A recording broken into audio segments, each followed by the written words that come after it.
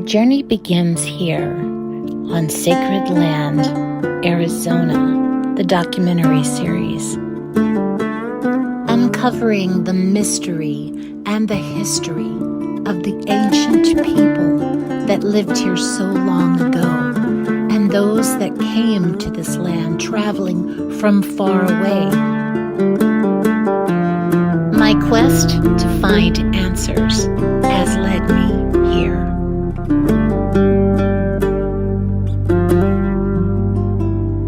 So come along with me and enjoy learning some history with the mayor of Marana, Arizona, Mr. Ed Honea, and Al Dart, the founder of Old Pueblo Archaeology Center in Arizona.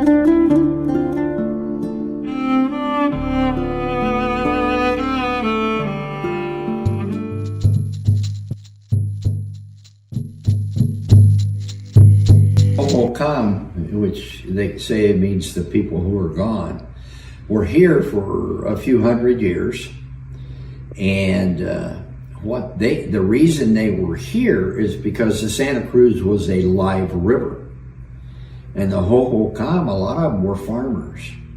They grew corn, they grew cotton, they grew agave, which they used to cook and make syrups out of it and almost like spirits out of it. You know,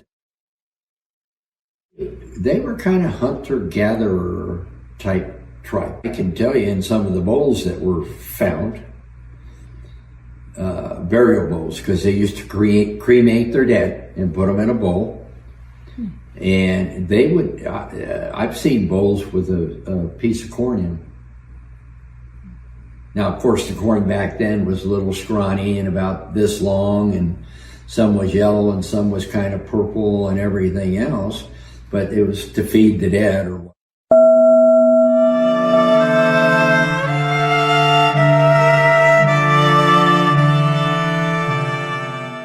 People have been here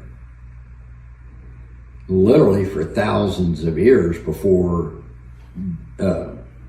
Juan Bautista was one of the first Europeans that started coming through this area, you know, and they would build Santa Vera Mission, that kind of stuff, you know. They built missions, and some of the people stayed because you could get water. You had water. It's a hot climate, but you had water.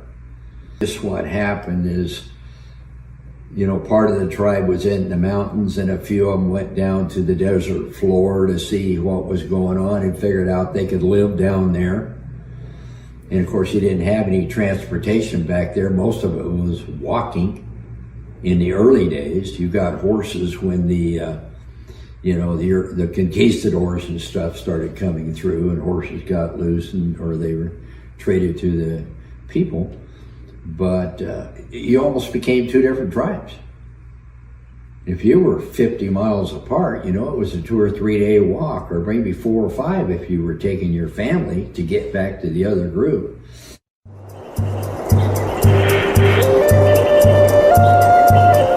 In the Indian ruins, they found seashells.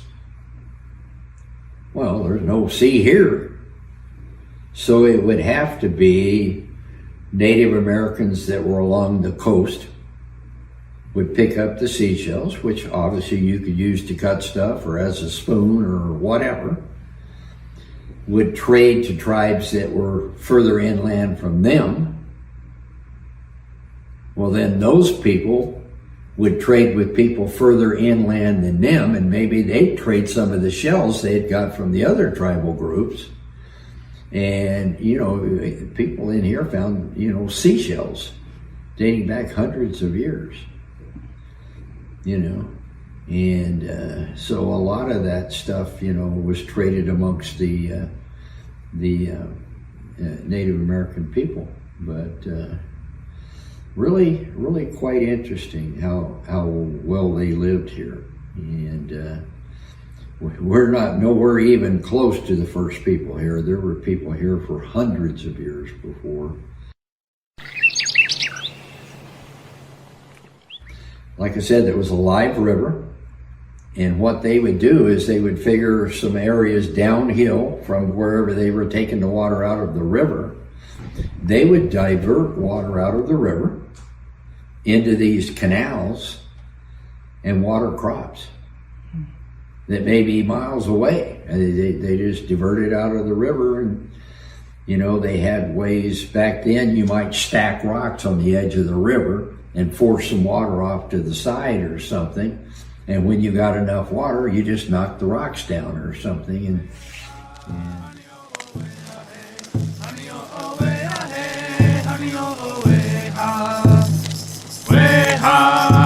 I'm not a superstitious person, but I mean, there were peoples here for literally thousands of years on this land, you know, and they made an impact on the land. You know, when the cotton farmers came out here in the 20s and started farming cotton, they were not even close to the original farmers in this part of the country. It was the Native American people that were here. But no, I don't. I'm very respectful of the Native American people. And like I said, when I was a kid, we used to go look for pottery shards or bowls and stuff, and found some. But I would never do that now. I have too much respect for the people, and it wasn't done out of disrespect at the time.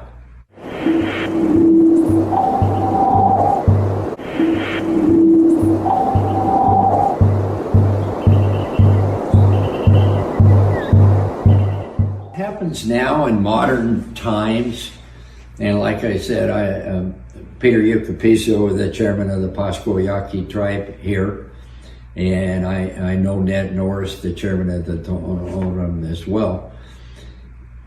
If you are building something here and there are archaeological finds, what they do with a property, if they know there's archaeology there, and a lot of times you can tell because there are shards laying on top of the ground that are hundreds of years old. You go through that property like every 50 feet and you trench down 4 feet deep with a trencher, and you dig these trenches all through the property. If you find an archaeological find, you find an arrowhead, you find a bowl, you find a matadi, or you find something, what they do now is they GPS it where you found it so that it's known that it's there. You put it right back in the ground, covered up. And what happens is you can actually build a Walmart on top of it if you want to, over that ground. But you have trenched through there and found many of the archaeological finds that have been covered up by sand and stuff over the years. You put that archaeological find back in the ground and cover it up, and you can pour a slab over the top of it. And the reason the Native American people have started doing that is there is so much of that material, they don't have anywhere to store it. Literally. I mean, they have warehouses full of all kinds of arrowheads and instruments and burial bowls and cooking bowls and stuff that the Native American people used. And they have so much they can't even display it. I mean, it's just stored. And what the Native American people have said, we want to respect our forefathers. So we Google it, and a lot of times somebody from the tribe will come out and they may, you know, do a ceremony or something over that piece of material you found. You GPS it, which is right to the spec where it is now with modern science. Cover it up, build your building right on the top of it. If you didn't, you would never build anything in southern Arizona, because there were Native American farms or villages or housing everywhere. And if you couldn't build where some of the Native people had lived hundreds of years ago, you couldn't build anything.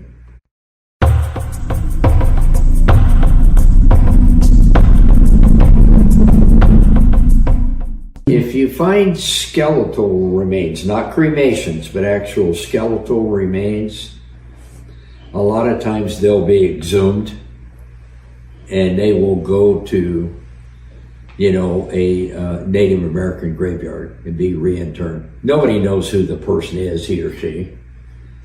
But if you find skeletal remains like that, they will take them.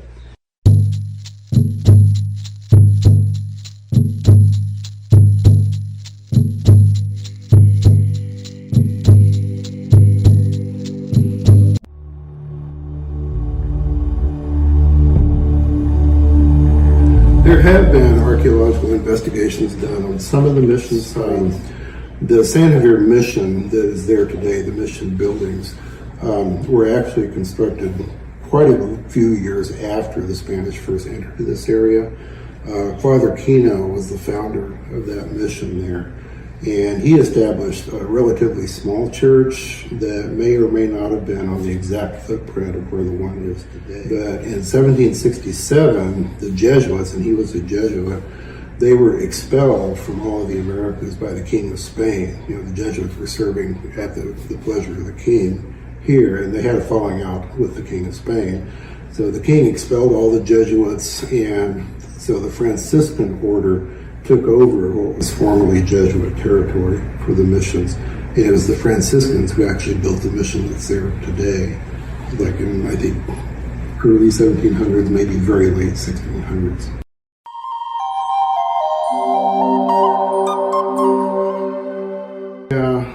The Hohokam culture developed in this area starting around maybe 400 or 500 CE, AD, CE. And what we recognize as Hohokam culture, you know, it developed that early and was thriving up until about the mid-1400s when that culture collapsed. And a lot of people dispersed, you know, they didn't completely leave the area, but they depopulated a lot of the sites, the village sites where they'd been living, adopted a much simpler lifestyle, and that's what the Spanish saw when they first came into this area.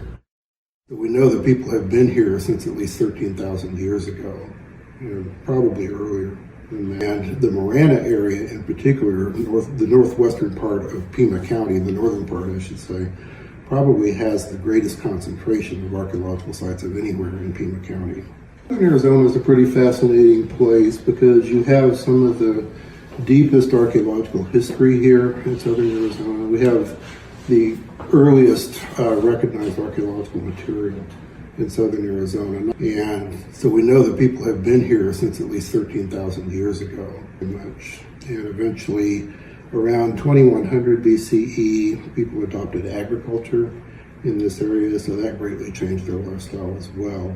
And that led to the eventual development of the Hohokam culture, which is the prominent, what we call the formative culture in Arizona, where you have settled villages, people using pottery, and having fairly complex society. The water's flowing, that's kind of an urban myth for the Tucson-Marana area. The Santa Cruz River apparently never flowed continuously from its source down to past Marana. There are certain areas along the river that do have relatively permanent water, and that's where the geology forces the water to the surface because there's bedrock, you know, that is underneath the ground that the water can't just sink through that, so it rises to the surface in those areas. So even when the Spanish first came to Arizona in the 1690s, there were only maybe 6 or 7 permanent water locations along the river from what's now the international boundary up to the Marana area. So occasionally, you know, the Santa Cruz River here and, you know, Brawley Wash in the Avra Valley will flow pretty intensively during intense flood years. But usually, Brawley Wash doesn't have any water in it, and the Santa Cruz only has these segments of permanent water. And in the Marana area here, where it's at the northern end of the Tucson Mountains and close to the Tortolita Mountains farther east, you know, those two mountain ranges kind of pinch in the valley, so the water rises to the surface.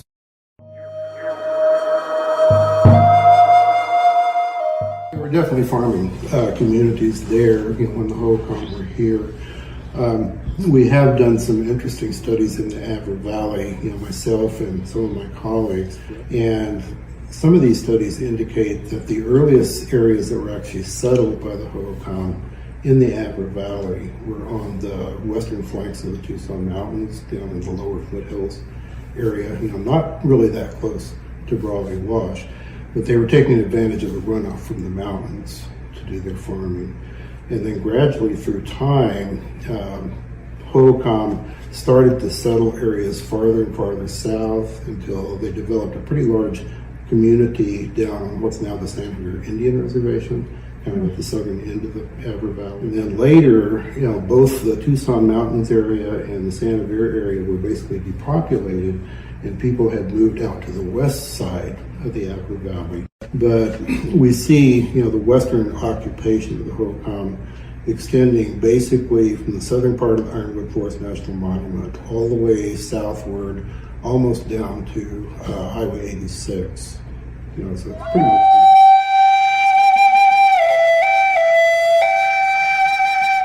Hohokam generally, before about 1200 or so, lived in what we call rancheria settlements, which are very loosely clustered settlements. They lived in houses that we call pit houses or houses in pits, which are basically a one-room structure, partly dug into the ground. And what we typically find in these pre-1200 Hohokam sites is loose clusters of pit houses, but they tend to cluster around an open area apiece. So we interpret those as being a group of related households, kind of clustering around what we call a courtyard area. So you might have 2, 3, 4 houses, sometimes more, basically around a central place here that they all share. So we interpret those as basically extended family groups. Some of the larger villages have multiple clusters of these houses.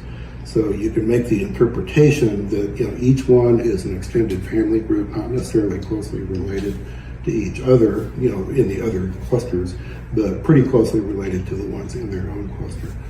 And then after about 1200, people started building above ground structures, kind of pueblo-like structures. And so those settlements became more compact, and they probably incorporated multiple extended families.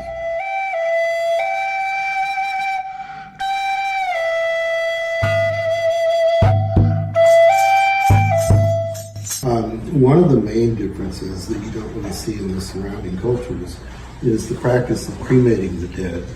But starting around 1200 or so, you start to see more uncremated burials, people just buried in the ground. When people were cremating the dead, it was pretty much all of the adults were cremated when they died. The infants and very small children may have been buried in the ground during those earlier times. So cremations of the Hohokam, we've seen archaeological evidence that people actually built low pyres to lay the bodies out on and burn them. And in some instances, they would leave the body, the burned body in place and just bury it right there. But more commonly, they would gather up the cremated bones after the fires had cooled, put them in the ground somewhere else. And we call those secondary cremations because they're put into a secondary place. A lot of these pre-contact burials, cremations or otherwise, sometimes they have other objects interred with them. Why would you do that? The most likely reason is because you're putting objects in the grave to accompany the person into the afterlife. Sometimes we find the objects that are put into the graves smashed intentionally, broken intentionally. That may be to theoretically kill those objects so that they can pass in to the afterlife with the person who's going in. As you got later through time, maybe starting in the 700s, 800s, or 900s, it was more common for people to put the cremated bones in a pottery urn, bury the urn, and maybe turn an upside down pottery bowl over the top. We know from Tohono that there is a basic life cycle. There's birth ceremonies, which are not really, too extensive for birth ceremonies. There are coming of age ceremonies, when a boy or girl is recognized as an adult. And basically you go through life, those are your two main ceremonies until the time you die, and then there's a death ceremony. But I think The man in the maze design that the Tohono use, it's kind of representative of Tohono now, really represents the Tohono life cycle. Because what that maze represents, it's not really a true maze, it's a labyrinth where you have a lot of twisting and turning paths through life, and that basically shows what life is. It's a lot of twists and turns in life, a lot of unexpected things, but you never really come to a dead end in life. You keep progressing through life until you pass on. And the only thing about the man in the maze design that is called a maze is there's one little segment in it that has a dead end. And that's right near the center. So they interpret that maze design as a cycle of life where you start on the outside, you go through this series of twists and turns through life, some expected, some not expected. And as you get towards the end of your life and you recognize you're going to pass on, you take a side trip into this little dead end place and look back on where you've come. And that's before you passed into the next stage. And I think that's a really good interpretation of life.